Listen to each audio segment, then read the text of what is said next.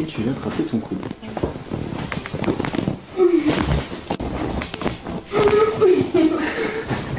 Vous savez ce qui est fou, c'est qu'on croit encore que ce genre de manipulation peut vraiment remettre des os en place. Les os ne se déplacent pas. Enfin si, ils peuvent, mais ça s'appelle une luxation. C'est pas très fun et ça arrive généralement suite à des chocs violents. Pour luxer une épaule, qui est de loin la luxation la plus fréquente car c'est l'articulation la plus mobile et donc la moins stable, il faut en moyenne entre 30 et 60 kg de force. Pour la remettre, c'est plutôt entre 5 et 15 kg qui sont appliqués. Donc à peu près 6 fois moins. Bon bah pour une vertèbre lombaire, on estime qu'il faut environ 600 à 1000 kg de force pour la luxer. Je sais que ça va faire hérisser le poil des plus rigoureux de mes abonnés, mais en admettant qu'on puisse appliquer le même ordre de grandeur, donc 6 fois moins, il faudrait environ 100 à 160 kg de force pour remettre la vertèbre en place. Vous pensez vraiment qu'il peut faire ça à la colonne de cette demoiselle avec ses petites mains et pendant qu'elle sourit? En fait, il n'y a strictement aucune preuve dans la littérature scientifique que les manipulations vertébrales puissent même faire bouger les vertèbres d'un seul millimètre. Attention, en revanche, ça semble bien écarter l'espace entre les vertèbres. Cependant, très momentanément, et comme on peut le faire en se suspendant simplement à une barre. Et aussi, les manipulations vertébrales, ça peut soulager quand on a mal. Ça, j'ai aucun mal à le croire puisque l'efficacité de la thérapie manuelle pour apaiser ponctuellement des douleurs, elle a été plutôt démontrée dans la littérature scientifique. Mais le point de cette vidéo, c'est de ne pas vous laisser happer par des charlatans qui vous parlent d'ajustement. C'est la meilleure manière pour eux de vous proposer des petits check-up réguliers, même quand vous n'avez pas mal, histoire de remettre la colonne en place. Et pour sûr, ça va vous soulager